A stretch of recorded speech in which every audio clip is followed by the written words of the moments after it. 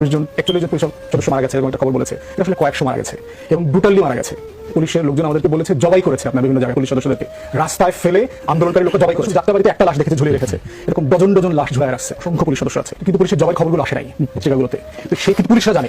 মির্জা ফখরুল ইসলাম আলমগীর সাহেব তিনি যে ঘোষণা দিয়েছেন জুলাই অভ্যুত্থানে যারা পুলিশ হত্যা করেছে তাদের কিন্তু কোনো ছাড় দেওয়া হবে না। জুলাই আন্দোলনে পুলিশকে পুড়িয়ে মেরেছে, কিন্তু আসলে জুলাই আন্দোলনে পুলিশ পুরা কিন্তু যাই ছিল। প্রথম আলোর পুরা ভবন পরিদর্শন করে যা বললেন শারজিস, দেশে সাজানো ও ইঞ্জিনিয়ারিং এর নির্বাচন হয়েছে দাবি ফয়জুল করিমের। আপনাদের কি মনে হয় এই সাব ব্লকের মধ্যে এখন যে সকল ঘটনাগুলো ঘটছে সে সকল ঘটনাগুলো কি পরাশক্তির কোন ইন্ধন ছাড়া হচ্ছে? আমেরিকার ইন্ধনে কিন্তু সাব ব্লকের মধ্যে অশান্তি। এখন যে আফগানিস্তান এবং পাকিস্তানের তুমুল যুদ্ধ চলছে সেটাও কিন্তু আমেরিকা সিস্টেমেটিক ইন্ধনের কারণে। পাকিস্তান আমেরিকাকে খুশি করার জন্য আফগানিস্তানে হামলা করছে, অন্যদিকে ভারত প্রক্সিভাবে সিস্টেমেটিকভাবে আফগানিস্তানকে বিতর্কিতভাবে সাহায্য করছে, আফগানিস্তান পাকিস্তানকে হামলা করছে। কিন্তু এখন জোর আছে, তারা ক্ষমতায় আছে, এর আগে ডক্টর ছিল, তারা জোর ছিল, তারা ক্ষমতায় ছিল, সেখানে তাদের জোর দিয়ে আওয়ামী লীগের রাজনীতি ফিরতে দেয়নি, শেখ হাসিনাকে দেশে ফিরতে দেয়নি। কিন্তু পরাশক্তিগুলো কি করতে হবে? কূটনীতির মাধ্যমে তাদেরকে বাধ্য করতে হবে বাংলাদেশ আওয়ামী লীগের রাজনীতি ফিরতে দেওয়া এবং শেখ হাসিনাকে বাংলাদেশের রাজনীতি ফিরতে দেওয়া। কেউ কখনো সোজা পথে রাজি হবে না। খেলা চলছে কি লেভেলের সেটা এখন আপনারা বুঝতে পারছেন না। শেখ হাসিনা খেলা মোটামুটি গরম করে দিয়েছে। আসসালামু আলাইকুম, জানিয়ে দেবো এই মাত্র পাওয়া সর্বশেষ গুরুত্বপূর্ণ আপডেট খবর। দর্শক এতক্ষণ শুনছিলেন সংবাদ শিরোনাম, এবার থাকছে বিস্তারিত। তার আগে ছোট্ট একটা রিকোয়েস্ট করতে চাই, যারা এই ধরনের নিউজ ল্যাব দেখতে ভালোবাসেন দেরি না করে চ্যানেলটি সাবস্ক্রাইব করে বেল আইকনটি অন করে দেবেন, তাহলে কথা লম্বা না করে চলুন ভিডিওতে বিস্তারিত দেখতে থাকি।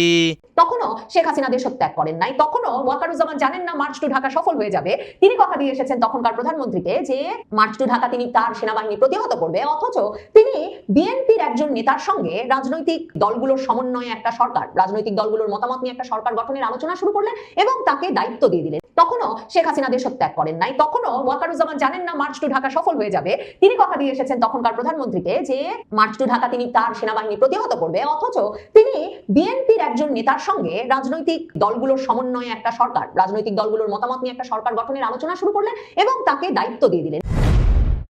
বিএনপি প্রধান তারেক রহমান ক্ষমতা গ্রহণের পর থেকে, তিনি প্রধানমন্ত্রী নির্বাচিত হওয়ার পর থেকে আমাকে সবচেয়ে বেশি যেটা বিস্মিত করছে বা যেই সম্পর্কটা আমি সবচেয়ে বেশি বিশ্লেষণের চেষ্টা করছি সেটা হচ্ছে প্রধানমন্ত্রী তারেক রহমানের সঙ্গে সেনাপ্রধান ওয়াকারুজ্জামানের বিস্ময়কর সুসম্পর্কের বিষয়টা। সেনাপ্রধান ওয়াকারুজ্জামান, মনে রাখতে হবে 2024-এর জুলাই আগস্ট আন্দোলনের কেন্দ্রীয় চরিত্র, তার সঙ্গে কার কখন থেকে ঘনিষ্ঠতা, তার সঙ্গে কার কেমন বিশ্বাসের সম্পর্ক, আস্থার সম্পর্ক, সেটা অনেক ক্ষেত্রেই বাংলাদেশের মতো দেশে যেখানে আসলে শেষ পর্যন্ত কোনো প্রকৃত তথ্য, নিশ্চিত তথ্য বয়ান বেরিয়ে আসবে সেটা হয়তো আস্থা রাখা যায় না, বিশ্বাস করা যায় না, তখন দুয়ে দুয়ে চার মিলিয়ে যখন এক একটা গুরুত্বপূর্ণ ঘটনাক্রমকে বুঝতে হয়, ইতিহাসের মোড় ঘোরানো 2024-এর জুলাই আগস্ট আন্দোলনের মতো ঘটনাক্রমগুলোকে বুঝতে হয়, তখন ওয়াকারুজ্জামানের সঙ্গে তারপর যিনি নবনির্বাচিত প্রধানমন্ত্রী হবেন 2024-এর 5ই আগস্টের পট পরিবর্তনের পরে, সেই তারেক রহমানের কখন থেকে ঘনিষ্ঠতার শুরু, যোগাযোগের শুরু, কেন প্রধানমন্ত্রী হয়ে তারেক রহমান এতটা আস্থা দেখাচ্ছেন এই বহুল আলোচিত সেনাপ্রধান ওয়াকারুজ্জামানকে, সেই প্রশ্নগুলো খতিয়ে দেখতে হয় বইকি। তারেক রহমান ক্ষমতায় আসার পরে কিন্তু কোনো রাগঢাক না করে যে বার্তাটা স্পষ্ট করেছেন সেটা হচ্ছে অন্তর্বর্তীকালীন সরকারের সময় জামায়াতপন্থী কিংবা অন্তর্বর্তীকালীন সরকারপন্থী যেসব ব্যক্তিবর্গ ইউনূস সরকারের পছন্দে বিভিন্ন গুরুত্বপূর্ণ প্রতিষ্ঠানে জায়গা পেয়েছেন কিংবা প্রশাসনের ভেতরে যেসব ব্যক্তিরা নানা রকম পদোন্নতি পেয়েছেন, গুরুত্বপূর্ণ জায়গায় আছেন, তাদের কাউকেই তারেক রহমান প্রয়োজনে রাখবেন না। তারেক রহমান প্রয়োজনে শুধুমাত্র তার বিশ্বস্ত ব্যক্তিবর্গ দিয়ে সামরিক বেসামরিক প্রশাসন সাজিয়ে নেবেন এবং এটা নিয়ে তারা কোনো রাগঢাক করছেন না। ওই ঢাকা ইউনিভার্সিটির ভিসির যেমন নির্বাচনের আগেই ঘোষণা দিয়ে রাখতে হয়েছে যে আমি চলে যাব এবং তারপর পদত্যাগ করেছি ঘোষণা দিতে হয়েছে, যেমন করে রাতারাতি বদলে গেছে মবের মুখে বাংলাদেশ ব্যাংকের গভর্নর এবং সবাইকে একরকমের চমকে দিয়ে তারেক রহমান সরকার গভর্নর পদে বসিয়েছেন তার অত্যন্ত বিশ্বস্ত বিএনপির একনিষ্ঠ কর্মী সমর্থক এমন এক ব্যক্তিকে, যিনি গার্মেন্টস ব্যবসায়ী, মানে এক গার্মেন্টস ব্যবসায়ী গিয়ে বসেছেন বাংলাদেশ ব্যাংকের গভর্নর পদে শুধুমাত্র এই যোগ্যতায় যে তিনি তারেক রহমান বিএনপির ঘনিষ্ঠ ব্যক্তি বটে। কাজেই তারেক রহমান কিন্তু এই নিয়ে কোনো রাগঢাক করছেন না। সামরিক প্রশাসনেও ব্যাপক রদবদল শুরু হয়েছে এবং এই রদবদল হবে তারেক রহমান প্রধানমন্ত্রী হওয়া মাত্র, এই কথা যখন জানাই ছিল তখন থেকে কিন্তু ওয়াকার বাহিনীর ভেতরে একটা উদ্বেগ শুরু হয়েছিল যে ওয়াকার কি টিকে যেতে পারবেন, ওয়াকারের সাথে আসলে সম্পর্কটা কেমন তারেক রহমানের, সেনাপ্রধান ওয়াকারুজ্জামানের সঙ্গে সম্পর্কটা ভালো না হলে, সেনাপ্রধান ওয়াকারুজ্জামান যদি টিকে না যান তাহলে যে নড়বড়ে পরিস্থিতি সৃষ্টি হবে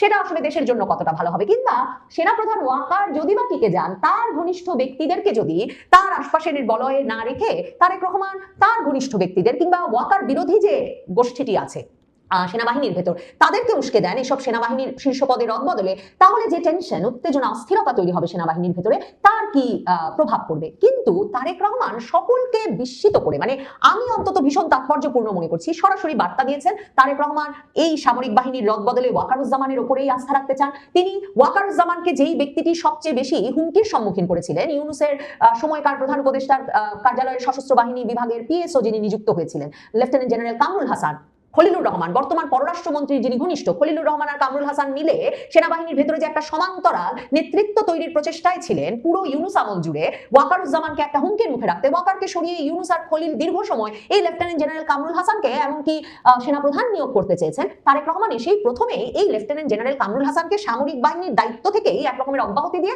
পররাষ্ট্র মন্ত্রণালয়ে ন্যস্ত করে দিয়েছেন। তারেক রহমান ডিজিএফআই এর যিনি প্রধান ছিলেন তাকে সরিয়ে দিয়েছেন। তার মানে সেনা গোয়েন্দা সংস্থা ইউনূসের অধীনে, সেনা গোয়েন্দা সংস্থা সবসময় প্রধান নির্বাহীর অধীনে পরিচালিত হয়, যেভাবে চলছিল তাতে তিনি সন্তুষ্ট ছিলেন না, সেটা পরিষ্কার করেছেন। সেনাবাহিনীর দ্বিতীয় সবচেয়ে গুরুত্বপূর্ণ পদ হিসেবে যেটাকে দেখা হয় চিফ অফ জেনারেল স্টাফ পদ, সিজিএস পদ, সেখানে তিনি ওয়াকারুজ্জামান যাকে নিয়োগ দিতে চাইছিলেন জানুয়ারির পর থেকে, ইউনূস আর খলিলের প্রতিরোধের মুখে পাচ্ছিলেন না, সেই মাইনুর রহমানকে নিয়োগ দিয়েছেন। এই প্রত্যেকটি কাজ করে তিনি ওয়াকারুজ্জামানের প্রতি তার আস্থা পুনর্ব্যক্ত করেছেন, প্রতিষ্ঠা করেছেন। শুধু তাই নয়, সর্বশেষ আবারও যে রদবদলগুলো ঘটলো, যেখানে তিনি কিউএমজি পদে শাহিনুল হককে নিয়ে এলেন এবং কিউএমজি পদে শাহিনুল হক এলেন এনডিসি থেকে, এনডিসি সেনাবাহিনীর ভেতরের প্রশিক্ষণ কেন্দ্রের মতো, তো সেখান থেকে তিনি নিয়ে এলেন শাহিনুল হককে সেনাবাহিনীর কিউএমজি পদে, যেই শাহিনুল হক সিজিএস হিসাবেও কিন্তু দায়িত্ব পালন করেছেন, এবং সেই ব্যক্তিকে এখন আবারও ওই একাডেমিক জায়গা থেকে এনডিসি থেকে সরিয়ে এখানে আনা হলো। আর ফাইজুর রহমান, যিনি লেফটেন্যান্ট জেনারেল হয়েছেন ইউনূসের আমলে, যিনি প্রথমে ডিজিএফআই এর দায়িত্ব পেয়েছিলেন এবং পরে যিনি কিনা কিউএমজি পদে দায়িত্ব পালন করছিলেন,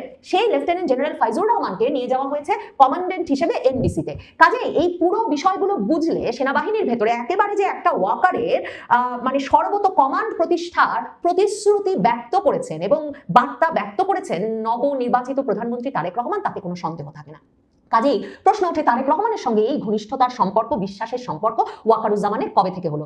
রাষ্ট্রপতি দেখেন এই তারেক রহমান ক্ষমতা গ্রহণের পর হঠাৎ তার মুখে কথা ফুটেছে, তিনি সুযোগ পেয়ে সংবাদ মাধ্যমকে সাক্ষাৎকার দিয়ে বলেছেন যে তারেক রহমান বিএনপির শীর্ষ নেতা যদি তার পাশে না থাকতেন, who is a cordial person, এই তারেক রহমান যদি তার পাশে দৃঢ়ভাবে না দাঁড়াতেন, যদি তিন বাহিনী প্রধান তার পাশে দৃঢ়ভাবে না দাঁড়াতেন, তাহলে তিনি ইউনূস সরকারের ষড়যন্ত্র ভেদ করে সংবিধান রক্ষা করতে পারতেন না। তার মানে সেই সাক্ষাৎকার থেকে আমরা যেমন জানলাম যে শেখ হাসিনার ঘনিষ্ঠ অনুগত রাষ্ট্রপতি, তিনি ভীষণভাবে একটা যোগাযোগের মধ্যে ছিলেন, তাদের মধ্যে একটা আস্থার সম্পর্ক গড়ে উঠেছিল। সেই আগস্ট থেকেই তারেক রহমান আর রাষ্ট্রপতির মধ্যে সেনাপ্রধান ওয়াকারুজ্জামান, আরেক ঘনিষ্ঠ ব্যক্তি শেখ হাসিনা, যিনি কিনা শেখ হাসিনার আত্মীয়, তো সেই ব্যক্তি সেনাপ্রধান, তিনিও, তার সঙ্গেও একটা ব্যাপক ঘনিষ্ঠ সম্পর্ক তারেক রহমানের 2024-এর আগস্ট থেকেই গড়ে উঠেছিল। যা যা ঘটছিল তা কি তারেক রহমানের সঙ্গে আলোচনার ভিত্তিতেই ঘটছিল? রাষ্ট্রপতির সাক্ষাৎকার পড়লে যেমন মনে হয় যে রাষ্ট্রপতি যা যা করছিলেন তা একরকম তাদের ভেতরকার আলোচনার ভিত্তিতেই ঘটছিল বা যা যা করছিলেন না। আর সেনাপ্রধানের ক্ষেত্রেও কি তাই? সেনাপ্রধান কি 3 তারিখ যখন দরবারে বসে গান গেয়ে বা গানের কলি উদ্ধৃত করে তরুণ সেনা কর্মকর্তাদের উদ্দেশ্যে জানিয়ে দিলেন যে, এবং তরুণ সেনা কর্মকর্তাদের সঙ্গে আলোচনায় এই সিদ্ধান্তে পৌঁছলেন যে সেনাবাহিনী আর শেখ হাসিনা সরকারের কথা মেনে চলবে না, তার আগে থেকেই কি তারেক রহমানের সঙ্গে সেনাবাহিনীর সংযুক্ত হওয়া শুরু হয়েছিল? সেটা তো খুব স্বাভাবিক একটা ব্যাপার। দেখেন, বিএনপি, আওয়ামী লীগ ক্ষমতাচ্যুত হলে বিএনপি ক্ষমতায় আসবে, আওয়ামী লীগ ক্ষমতাচ্যুত হলে বিএনপি হবে সর্ববৃহৎ সর্বশক্তিশালী রাজনৈতিক দল, সেটা তো স্বাভাবিক হিসাব। যখন সেনাবাহিনী প্রধান ভাবছেন তিনি 15 বছর ধরে ক্ষমতায় থাকা ভীষণ শক্তিমান একটি রাজনৈতিক সরকারের বিপক্ষে দাঁড়াবেন তার বাহিনীকে নিয়ে, মানে তাদের অর্ডারের বিরুদ্ধে দাঁড়াবেন, ওই অর্ডার আর মেনে চলবেন না, তখন মানে সামরিক কুর যে স্বাভাবিক প্রবণতা, তাতে কি খুব স্বাভাবিক নয় যে সেনাপ্রধান ওয়াকারুজ্জামান বিরোধী রাজনৈতিক শিবিরের সঙ্গে যোগাযোগ শুরু করবেন? সেনাপ্রধান ওয়াকারুজ্জামান দেখেন 4 তারিখ রাতেই ফোন করেছিলেন, মানে এটা কিন্তু প্রকাশ্য, এই ব্যক্তি নিজেই এটা বলেছেন। খালেদা জিয়ার নিরাপত্তা উপদেষ্টা সাবেক সেনা কর্মকর্তা মেজর জেনারেল ফজলে এলাহি আকবর, তাকে 4 তারিখ রাতেই সেনাপ্রধান ওয়াকারুজ্জামান ফোন করে বলেছিলেন যে তিনি যাতে অবশ্যই 5 তারিখ সকাল সকাল সদরে এসে সেনাপ্রধান ওয়াকারুজ্জামানের সঙ্গে সাক্ষাৎ করেন। দেখেন, এই যে বিএনপি নেতা ফজলে এলাহি আকবর, যিনি সাবেক সেনা কর্মকর্তা, খালেদা জিয়া তারেক রহমানের অত্যন্ত ঘনিষ্ঠ, তাদের বিশ্বস্ত, সেই ব্যক্তির সঙ্গে যখন ওয়াকারুজ্জামান 4 তারিখেই যোগাযোগ করছেন, তিনি কিন্তু সেদিন গভীর রাত পর্যন্ত শেখ হাসিনা তখনকার প্রধানমন্ত্রীর সঙ্গে গণভবনে বাংলাদেশের অন্যান্য আইন শৃঙ্খলা রক্ষাকারী বাহিনী, সে সময়কার মন্ত্রী পরিষদের কয়েকজন সদস্য, নিরাপত্তা বাহিনীর সদস্যদের সঙ্গে মিলে বৈঠক করে এসেছেন কিভাবে 5 তারিখে সেনাবাহিনী মূলত দায়িত্ব নিয়ে এই তরুণ ছাত্র নেতাদের ডাকা মার্চ টু ঢাকা কর্মসূচি বিফল করে দেবেন এবং সরকার রক্ষা করবেন। অথচ সেনাপ্রধান ওয়াকারুজ্জামান আবার ফোন করছেন সে সময়ে বিএনপির নেতা ফজলে এলাহি আকবরকে, যিনি একজন সাবেক সেনা কর্মকর্তাও বটে। ফজলে এলাহি আকবরের বয়ানে পরিষ্কারভাবে জানা যায় তিনি তিনি 2025 সালের 5ই আগস্টের বার্ষিকীর দিনে সেনা কর্মকর্তাদের এক সভায়, সাবেক বর্তমান সেনা কর্মকর্তাদের এক সভায় পরিষ্কার করে বলেন 4 তারিখে সেই ফোন পেয়ে 5 তারিখ তিনি সকাল সকাল সেনাপ্রধান ওয়াকারুজ্জামানের কাছে যান এবং সেনাপ্রধান ওয়াকারুজ্জামান তাকে তখন দায়িত্ব দেন যে তিনি যাতে সকল রাজনৈতিক দলের যেসব নেতৃবৃন্দকে প্রয়োজনীয় মনে করেন তাদেরকে ডেকে নিয়ে আসেন, যাতে সেনাপ্রধান একটা রাজনৈতিক সমাধান বা একটা রাজনৈতিক সরকার, অন্তর্বর্তীকালীন সরকার, রাজনৈতিক দলগুলোর মতামতের ভিত্তিতে একটা সরকার গঠন করতে পারেন। ভাবেন তখনও শেখ হাসিনা দেশ ত্যাগ করেন নাই, তখনও ওয়াকারুজ্জামান জানেন না মার্চ টু ঢাকা সফল হয়ে যাবে। তিনি কথা দিয়ে এসেছেন তখনকার প্রধানমন্ত্রীকে যে মার্চ টু ঢাকা তিনি তার সেনাবাহিনী প্রতিহত করবে, অথচ তিনি বিএনপির একজন নেতার সঙ্গে রাজনৈতিক দলগুলোর সমন্বয়ে একটা সরকার, রাজনৈতিক দলগুলোর মতামত নিয়ে একটা সরকার গঠনের আলোচনা শুরু করলেন এবং তাকে দায়িত্ব দিয়ে দিলেন। এবং এই সাবেক মেজর জেনারেল বিএনপি নেতা ফজলে ইলাহি আকবর তিনি কিন্তু বলেছেন সেনা কর্মকর্তাদের ওই সভায় যে তিনি তখন বেরিয়ে সেনাপ্রধানের দফতর থেকে বেরিয়ে মির্জা ফখরুল ইসলাম আলমগীরকে ফোন করলেন এবং মির্জা ফখরুল ইসলাম আলমগীরকে বললেন যে কোন কোন রাজনৈতিক নেতৃবৃন্দকে ডাকা হবে সেই ফোন নাম্বারটা তিনি দিলে তিনি তাদের সঙ্গে যোগাযোগ করা শুরু করবেন। মির্জা ফখরুল ইসলাম আলমগীর তখন খুব স্বাভাবিকভাবেই ফজলে ইলাহি আকবর বলেছেন, তাকে বলেছেন খুব ভালো খবর, আমি আমাদের নেতার সঙ্গে কথা বলে আপনাকে জানাচ্ছি। তার মানে তারেক রহমান কিন্তু জানতেন মির্জা ফখরুল ইসলাম আলমগীর কোন কোন দলের ফোন নাম্বার সেনাপ্রধানের সঙ্গে আলোচনায় বসবার জন্য এই সেনা কর্মকর্তা ফজলে ইলাহি আকবরকে পাঠিয়েছেন। তার মানে বিএনপি কিন্তু এই সরকার গঠন থেকে শুরু করে রাজনৈতিক দলগুলোকে একত্র করা এই সকল আলাপে সেনাপ্রধানের সঙ্গে একেবারে গোড়া থেকে ছিল এবং মূলত সেনাপ্রধান তাদের উপরেই দায়িত্ব দিয়ে দিয়েছিলেন। বিষয়টা ওভাবে ভাবলে এখন নতুন করে সত্যি ভাবতে হয় যে সেনাপ্রধান ওয়াকারুজ্জামানের সঙ্গে তারেক রহমানের ঘনিষ্ঠতাটা কবে থেকে শুরু হলো। সেনাপ্রধান ওয়াকারুজ্জামান কি তারেক রহমানের এক রকমের পরামর্শে, নির্দেশনাতেই সিদ্ধান্ত নিলেন যে তিনি যে চাইছিলেন, তারেক রহমানও যে চাইছিলেন 2025-এর ডিসেম্বরের মধ্যেই নির্বাচন, সেই নির্বাচনটা যখন ইউনূস পিছিয়ে দিয়ে ফেব্রুয়ারিতে নিয়ে গেলেন তারা মেনে নিলেন। তিনি যে এক রকমের চাইছিলেন যে সেনাপ্রধান ওয়াকারুজ্জামান 18 মাস ধরে এক রকমের মবের রাজত্ব চলতে দিলেন, সেটাও কি এক রকমের রাজনৈতিক সিদ্ধান্তেরই ফল যে মবের রাজত্ব চলবে, নির্বাচন হবে, তারপর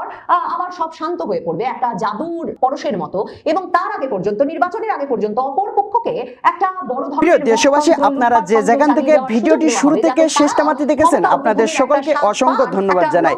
যদি ভিডিওটি ভালো লেগে থাকে অবশ্যই কমেন্টে জানিয়ে যাবেন আপনি কোন জায়গা থেকে আমাদের নিউজগুলো প্রতিনিয়ত দেখতেছেন। আপনারা আপনাদের বন্ধুদের কাছে ভিডিওটি শেয়ার করে সবাইকে জানান দিয়ে দেবেন। তাহলে দর্শক সবাই ভালো থাকবেন, সুস্থ থাকবেন। দেখা হবে পরবর্তী দেশের কোনো আপডেট খবর অথবা রাজনৈতিক নিউজ নিয়ে। আসসালামু আলাইকুম।